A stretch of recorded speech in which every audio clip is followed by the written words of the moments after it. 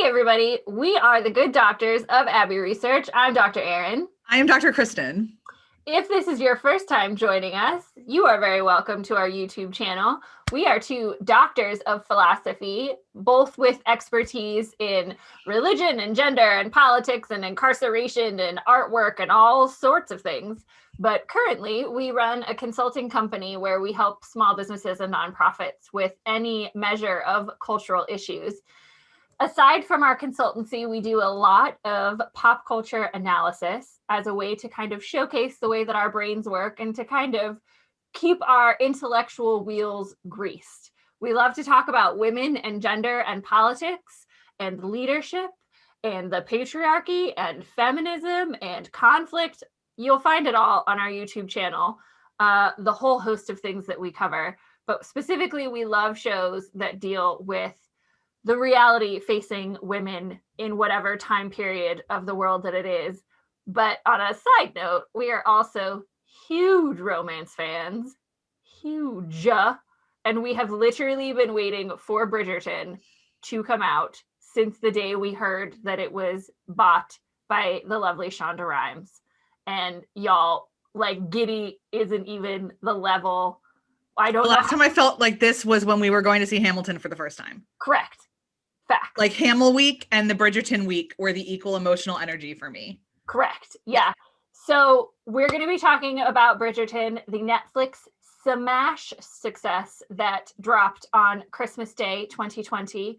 But we're going to do some fangirling, some real fangirling throughout our coverage. But we're going to also do episode recap and analysis of all these really important themes that are brought out in this super fantastically feminist show about women in Regency England.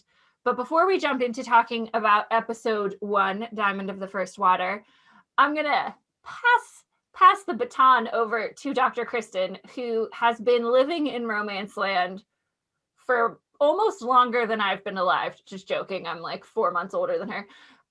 But a very long time. And she wants to kind of set the stage for what romance is, why we love it, why it's looked down upon a lot by publishing, and why it's such a big deal that we're talking about a romance adaptation on Netflix. Perhaps your only exposure to romance novels is Pride and Prejudice. And I want to say, I love Jane Austen. She definitely wrote romantic fiction, and some of her fiction counts as romance within the bond of the definition of romance. But what Jane Austen wrote was social satire. And she dressed, and because so much of society was based on marriage, a huge part of the social satire was in fact marriage and conversations about marriage. I love Pride and Prejudice. Do not get me wrong. I love it with my whole heart. I do not love Northanger Abbey. Do not come for me. Do not come for me. Controversial opinion. I'm the Austenite of the two of us. I am the one that has like very fancy collections of Jane Austen down here. But I also don't love Northanger Abbey. Don't come for me either. Yeah. A lot of people that I have encountered, I started reading romance novels when I was around 11 years old, by the way, when I first took a Catherine Coulter book from my grandmother's shelf. It was called The Cove, and it had naughty bits in it.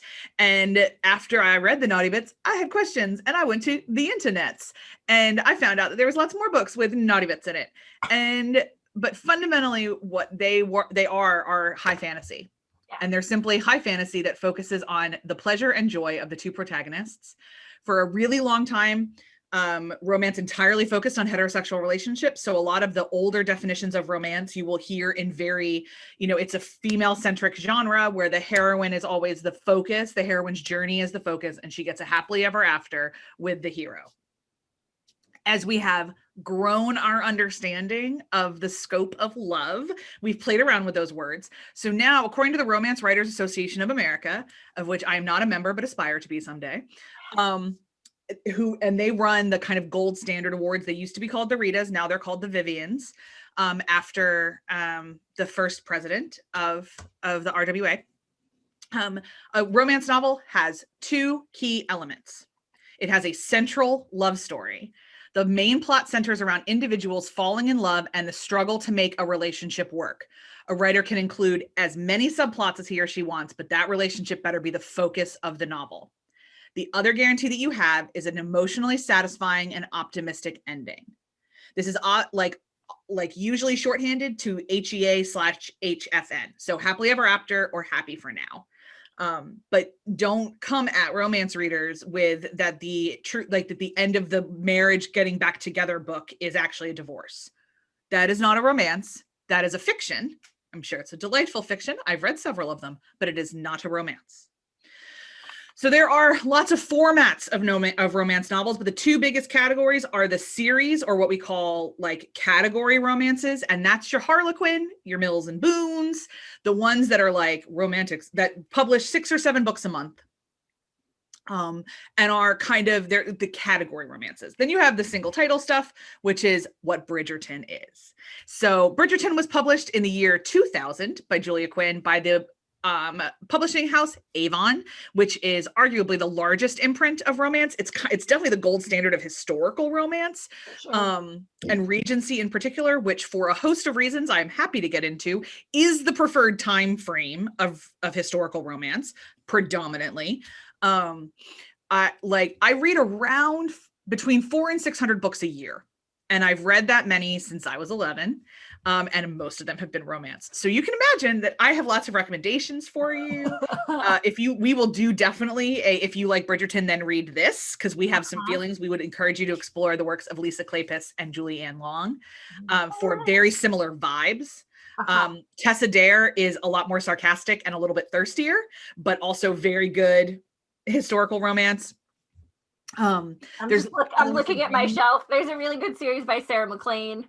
Sarah MacLean is really great. She's a super feminist writer and makes that kind of stuff. There's lots of places to go. So all of that to say, because it is its own genre, it has a couple things that always kind of happen. Mm-hmm. Love triangles are not a thing in romance novels.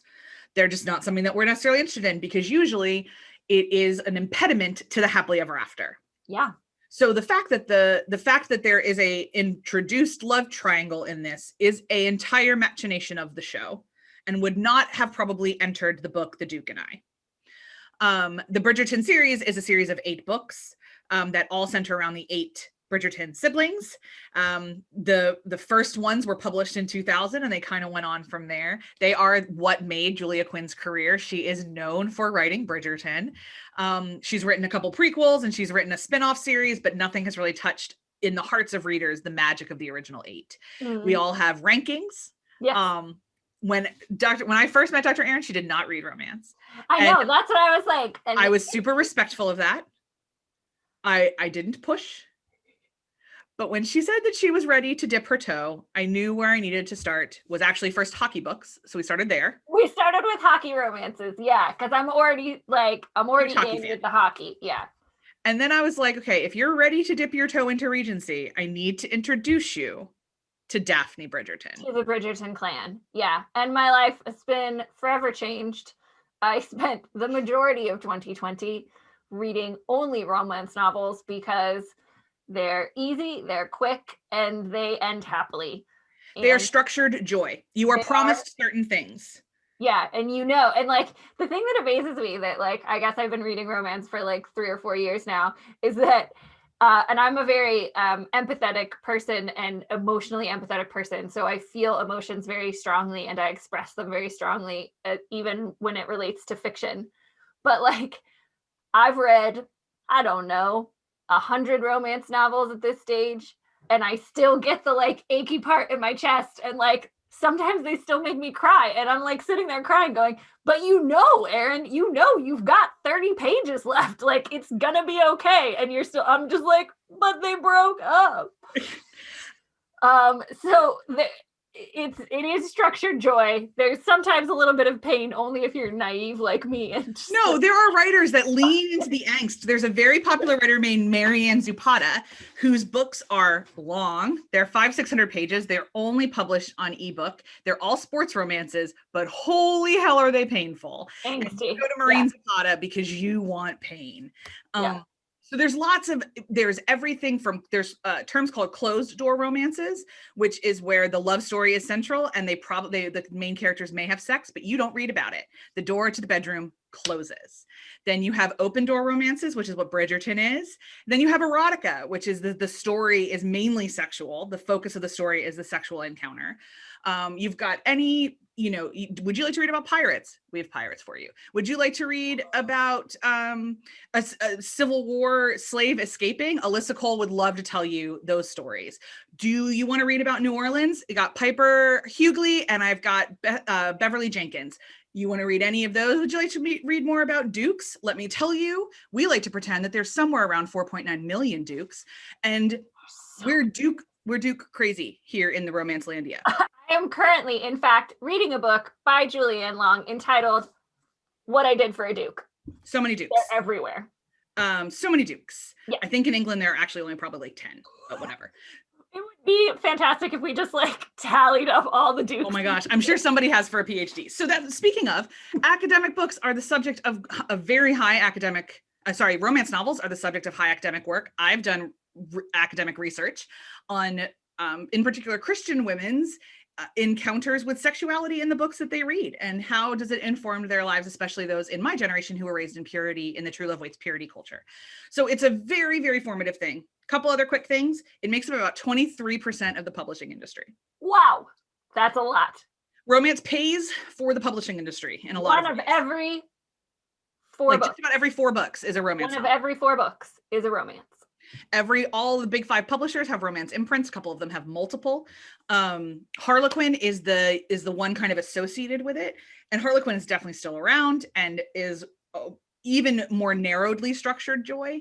So Harlequin has a whole series where every single book you get is going to be a romantic suspense, and if you subscribe to that, you're going to get 3 romantic suspense books every single month mailed to your house.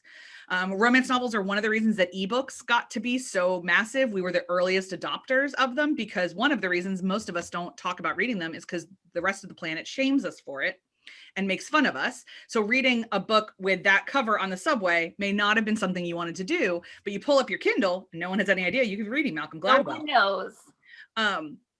So one of the reasons that I deeply believe, and many researchers do, that romance is so maligned is that it is centric on the female gaze, or the male attracted gaze. So if you have seen Bridgerton and are watching along with us, you will notice that it is very, very centric on female pleasure and what male attracted humans like in what men look like. So that is romance. It is always centric on the pleasure of the people within it mutually, whether it is male, female, polyamorous. I've read definitely a bunch of polyfics, a bunch of poly books. Non-binary gets romance novels as well. So kind of usually whatever the 2 protagonists, whatever their gender is, we focus on their pleasure, but very, very frequently for a long time, and still in the dominant majority of what is published, is that people who are attracted to men, that's the focus of the book. So it's one of the reasons that femme romances aren't quite as popular. I can talk about that in another video if people are interested. There's some great research on why it doesn't sell quite as well and why publishers don't pick it up. But we are not, as a culture, particularly interested in female pleasure. And we tend to deride very quickly things that teenage girls and adult women really love to find joy in. This is why we make fun of boy bands. This is why we make fun of romance novels. We like to pretend that love is really easy, and so anybody could write a romance novel, but writing a thriller is really hard. I will tell you, I've written both. The thriller, much easier. You just have to design a serial killer, and they're pretty easy. So it's kind of a mess of the culture. There are definitely still countries around the world where obtaining romance novels is nearly impossible. And so some of them have created entire industries of their own. The Filipino romance industry is hopping, and it all consumes almost very, very little Western romance lit, which I love. So getting my hands on a Filipino story is amazing because I love reading the differences. The United States publishing industry, just like the rest of the publishing industry, was terribly white and terribly wealthy for a really long time. Over the last 5 years, in light of the We Need Diverse Books movement and some very, very hard advocacy on on behalf of some incredible RWA members. More and more diverse romance is happening, which is amazing. So far this year, I've read 15 romance novels, and only 3 of them had both leads as white straight people, which was so cool to read a whole bunch of other stuff. I just finished a great one by Nicola Marsh, who is set in Australia. She is Australian Indian and is dealing with being the daughter of Indian immigrants, but she falls in love with an Aussie. Love it. And like trying to help explain to him what anti-culture, ANUTIE, and meeting her whole family is going to be like. It's a very entertaining chapter. Yeah. So anyway, all of this to say, this is the world you are entering into with Bridgerton. We get epilogues where people have babies because babies are part of happiness. We get weddings a lot. And very often the wedding happens in the middle of the book or at the beginning of the book because the love story is not necessarily tied to the wedding. Especially in regency stuff, there's a lot of conversations about marriage as business transactions and that then people fall in love later. We get a lot of arranged marriages, fake dating. This is a fake dating book. And all of those tropes are super, super fun. We love the show up front. We love the books. We love the show. That does not mean that there are some things that we are not critical of. That does not mean that there are some things that bother us. That doesn't mean we're going to be squeeing the entire time. We are in our souls, but we will not. Our promise to you is that we will not out loud in the videos. What we are going to bring is a deep love and respect for the genre and the craftspeople that go into crafting it both on the page and on the screen. So in the spirit of that, let's talk about episode 1. Let's talk about episode 1. Yes. Wasn't that history lesson fantastic? I even learned stuff that I didn't know from that as a relative newbie to the romance world. But as Dr. Kristen just said, there are lots of tropes. Like, basically, romance novels are Hallmark movies with sex. Or without it. But yes, they are published Hallmark movies. Published Some Hallmark. of them with Bridgerton is Hallmark movie with sex. Correct. So Sweet Magnolias on Netflix is a Hallmark movie. It's a Hallmark movie. They don't really show you the sex, but you know that it happens. So bear that in mind when you're thinking about it. There's a lot of tropes in Hallmark movies. There's a lot of tropes in romance. There's a lot of tropes in every genre. These are our tropes. These are our tropes. We're going to be on trope watch throughout this season. So we're going to highlight points where things are common that happen in romance novels.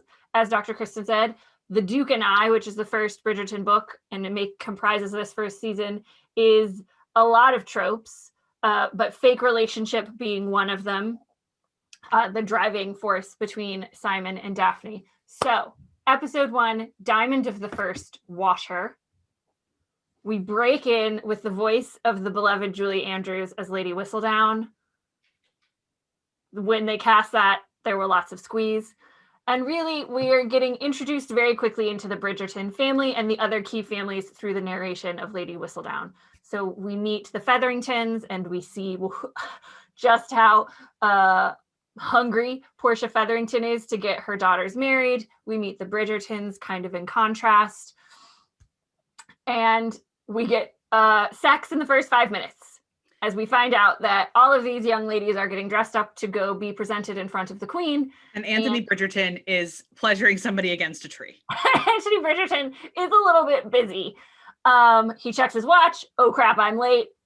Better finish this up. But I love that they set the tone so quickly for like what to expect from this. Like naked male bum right there, riding against a tree.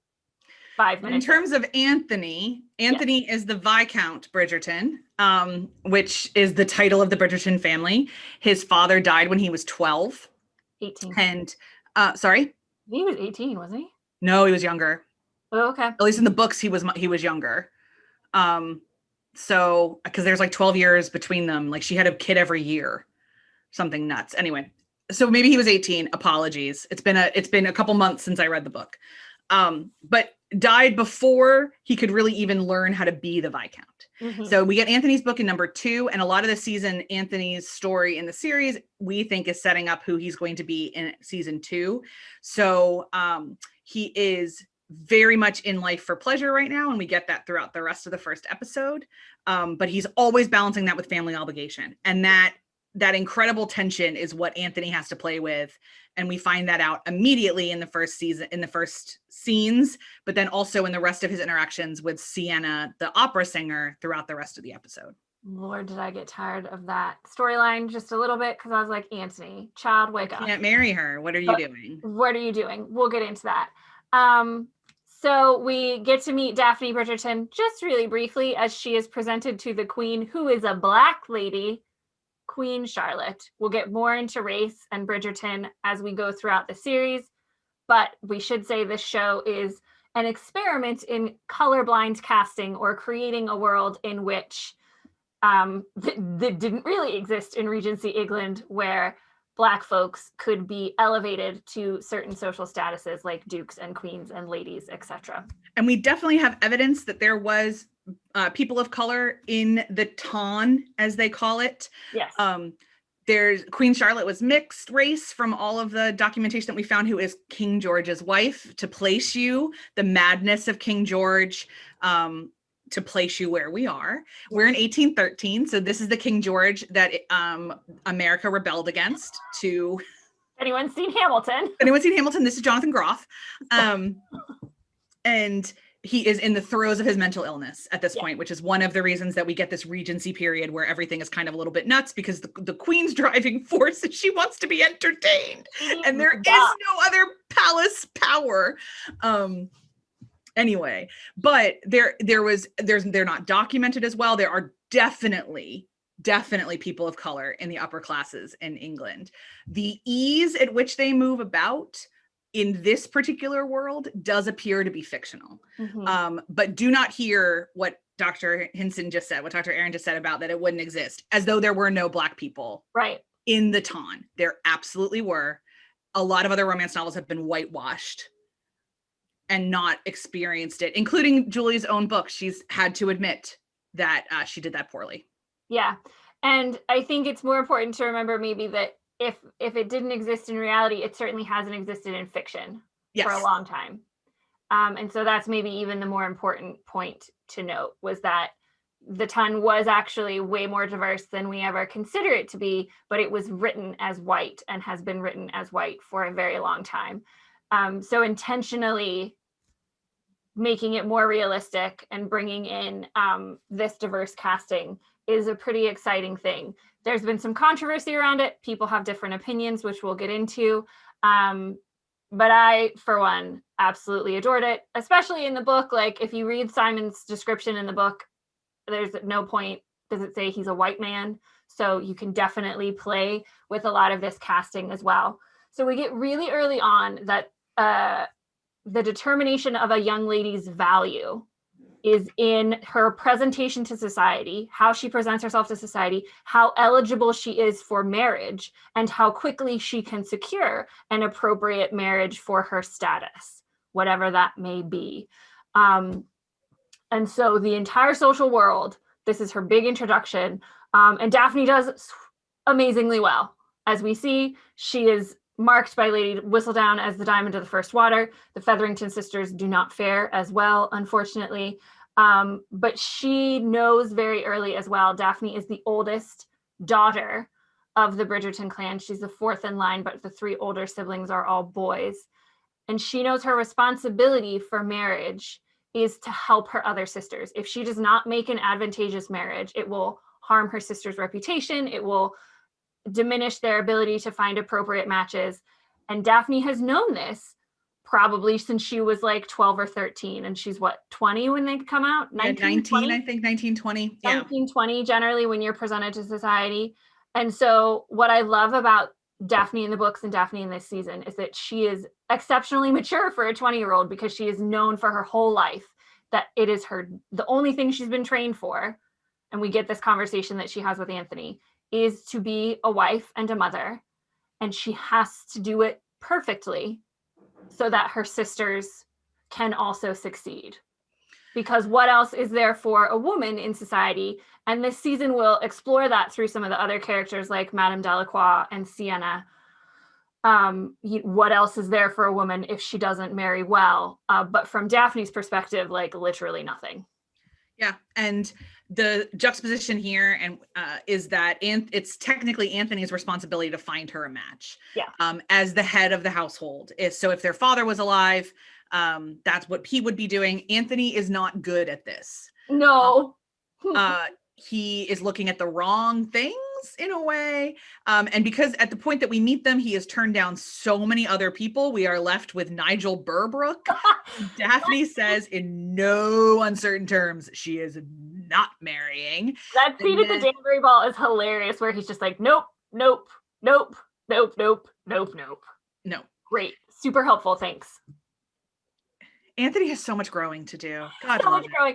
And God love Violet, his mother's patience. Violet's patience. The acting she does is so good. She's just in the background being salty for like the first 4 episodes, where she's just like, oh, what am I going to do with this boy? Yeah, this boy's assumption that he is the only one whose opinion, like, yes, he has to broker the match. Legally, he has to broker the match. Yeah. But he could have asked his mother and his sister for some intel. Or just a little bit of intel. So we also meet, that process as we go along. And we also meet Simon Bassett, the Duke of Hastings. The Duke of Hastings. Who is back in London after not being in London for a long time. Because his not so dear papa has just, and I learned this phrase from Bridgerton, actually, from one of their social medias, cocked up his toes, which means to die in Regency slang. So his dad's dead. He's now the Duke of Hastings, and he's back in London only to settle his affairs. He does not want to stay. Absolutely not. He will not go to any parties. He will not go to anything. Absolutely not. And then his aunt, for all intents and purposes, Lady Danbury, who is my patronus in Bridgerton. I love her with my whole heart. I love her so much. She's the best part of this whole show. I swear to God. And her fashion. Whoever, and the costume department is actually the best part of this whole show. Facts. But man, and the wigs on Queen Charlotte and the inspiration they took from Queen Beyonce. So many good things. Oh, I'm sorry. The wig that she has, and I wrote it down. I don't remember what episode it is. It's in the first 5, I think, where her wig is dreadlocks. Yes. And fire. So also, and everybody who does Cressida Cowper's like terrible hair in addressing her as the villain is perfect. But anyway, so we meet Simon. We find out a couple really key things about Simon. First off, one, he is real good friends with Anthony Bridgerton, and that he and Anthony have the same reputation. So Simon probably also took women against trees. They are rakes. Yeah. Which is the Regency term for playboy. Playboy, yeah. I was going to say the much more vulgar equivalent of that. Apologies. So we also find out that he is never getting married, and that Anthony has informed us that he has been saying this since Eton, since they were in school together. He will never get married. Never have kids. He will never have kids. He will never do any of this. Let it be known, listeners, that in a romance novel, when a man or a woman says, I will never do this, please be aware it will 100% happen and does in fact form the backbone of the plot. So it's trope watch, everybody. Trope watch. I will never marry. Yeah, serious trope watch. Yeah. So we get the relationship between Anthony and Simon, which I think is incredibly important. Because it's going to be the third part of just spoiler, they get married. I get annoyed, by the way, at all these people that are like, how are you you can't spoil a romance novel. Well, and that's the reason why we wanted to have this whole discussion of what romance is at the beginning, right? Because we're just going to talk between the books and the show the entire time. If you don't want to do that with us, go with God, find another space.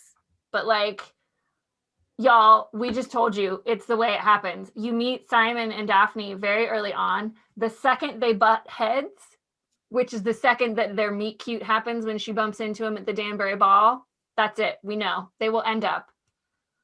When you buy a romance novel and you buy the book, the summary is part of the summary tells you which pair you should be paying attention to. Mm-hmm.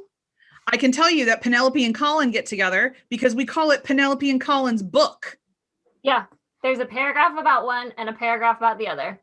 Like, so I respect that there are people that are screaming at BuzzFeed about spoiling that there's a wedding. I get it. But to me, I'm like, that's just not, that you can't spoil a romance novel. So you can't, it's fundamentally impossible. But anyway, Anyway, I respect people, but they're wrong.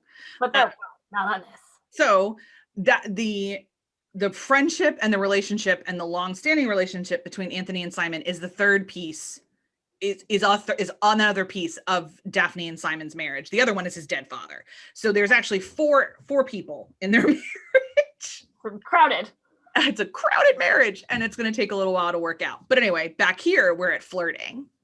Yes, and we get Simon is invited to Bridgerton house for dinner because Lady Danbury and Violet Bridgerton have decided to join forces and do a little matchmaking trope watch, because Simon and Daphne are both being thwarted by Lady Whistledown. We are at a stage by the middle of the episode where Daphne has slipped from her diamond of the first water, and maybe she's the diamond of the 10th water now, because of Anthony. Anthony won't let anyone get near her, and he keeps ruining all her chances. And there's a fantastic conversation which she has with him where she says, "You have no idea what it is to be a woman. I have no other value. If I am unable to find a husband, I am worthless." And it's like, well, I loved the show for giving us that scene. I love romance for being so honest about what it was to be a woman in 1813. And Daphne knows. She doesn't legally exist as a human being. After she gets married. If any of you have followed us from our Crown coverage, it is again the scenario in which Anthony Bridgerton is like the Prince Charles, and everybody knows the lay of the land except Anthony. And he's doing it out of love for his sister. The big thing with the Bridgertons is that the lady and Viscount Bridgerton were a love match. A love match. Yeah, massive. And that's what she wants for all of her children. Yeah. Daphne is not interested in a love match. Daphne simply wants a functional, good marriage. She is so pragmatic that she just doesn't want Nigel Berbrook, which, to be fair, none of us should want Nigel Berbrook. We don't want Nigel Berbrook either. And she wants to find somebody that she could possibly love. But that's not the immediate prerequisite. That is not the immediate driving force of her. It is to get married in her first season, or else she will be a failure. And in the spirit of so many wonderful men that perpetuate the patriarchy, Anthony thinks he's doing his best. Mm-hmm. But because he has not consulted his mother or his sister, he is in fact damaging them. Yeah, and we get some great scenes throughout this whole season, but especially in this episode with Violet and Anthony, where she confronts him on this, and she says, "Trope watch, reformed rakes make the very best of husbands." Because let me tell you how many romance novels I've read where it's like, so-and-so is the biggest rake London has ever seen, and you're like, dun, dun, dun. Be the woman who traps the rake. And we get a lot of Anthony's kind of backstory in this, and the talk about his father and his responsibility and his duty to his family. And Violet very significantly says to him, "Are you merely an older brother, or are you the man of this house?" He takes that the wrong way and pendulum swings to Nigel Berbrook, but he's got some growth to do. So by the time we get to the end of the episode, we are at the Vauxhall Ball. Which is exactly how I pictured it. That's exactly how I pictured Vauxhall, so I'm very, very happy. I've watched that scene too many times. Too many times. We get Daphne and her mother are now very concerned because Violet is trying to push this idea of Simon as a suitable match. Anthony has told her that's never happening because he's never marrying. And Daphne's running out of time because Anthony's already said that Nigel Berbrook can propose, and he's already going to sign the paperwork. Anthony finds out, and so we get to the Vauxhall Ball. Daphne is upset. Simon is trying to avoid all of the moms and daughters who are vying for a very eligible duke, and they end up running into each other in the gardens of Vauxhall, where Daphne is having an altercation with Nigel Berbrook, where he is making advances on her person in a way that she did not consent to, and she plants a facer by punching him in the face. And that is where Simon enters, and we get the stage set for the rest of the season, in which they propose and agree upon a fake relationship. Trope watch. to get to both of their goals, Daphne becomes more eligible. Suitors will always follow where one leads, as we hear in this episode, and Simon gets a breather from all of the ambitious mamas in the marriage mart. And that's where we get their setup. We also get the introduction of the Featheringtons' cousin Marina in this episode, and the three daughters Featherington. And we learn at the end of this episode that Marina hasn't bled since she has arrived, indicating that she is in fact with child. And, everything's her fault. Her condition is contagious, Portia Featherington tells her daughters. And so we're definitely going to get Marina's storyline throughout this. So Marina is not a part of the original book, a character in the original book. So I wasn't entirely sure where they were going with Marina's storyline. But she is integral to the storyline of the Featheringtons throughout this season, as we know. And we do get a little bit of insight into the Featherington sisters and the fact that Penelope is quite different from the other two, which played by our beloved Nicola Coughlan from Dairy Girls. From Dairy Girls. We love you forever and ever. And she's doing a fantastic job as our Penelope. But we get certainly a lot more of Penelope and Eloise Bridgerton as we go throughout this season. But I think that's all we have to say on episode 1. Dr. Kristen, anything else you would like to touch upon? Oh, by the way, the fact that the Featheringtons look ridiculous is a key plot point in the book. Yeah, that's intentional. That's intentional. Yeah. As much shade as Lady Whistledown throws at the Featheringtons in her letters, that is how much shade she throws in the books. So that's also not made up. Mm-hmm. What is really fascinating to me is as soon as they start talking about Marina's pregnancy, it is so clear that there was no conversations about bodies. And that is going to be a reoccurring theme throughout the rest of this season. Yeah. And to be honest, quite a lot of tropes in romance involve heroes teaching heroines about their body. And that is going to be apparent in this one as well. Very evidently so, yes. But I can't think of anything else except that, to me, 1 and 2 blend so, like, they're such set pieces together. Yeah. That I can't imagine stopping after episode 1 and not going directly to episode 2. I know, who doesn't want to follow up on the two most beautiful humans deciding to fake a relationship for the entirety of English society? The show that dance at the end. Oh, too much. This episode does a great job, I think, of setting up the stark difference between men and women in Regency England and what is expected of them and what they can and can't control, and how their lives are dictated by society and by those expectations, which are some pretty heavy themes for a romance show, but that's why we love to talk about it as two academics as well as fans. But we hope that you all hit next on Netflix and you hit next on this, because coming up next, we'll be talking to you about episode 2.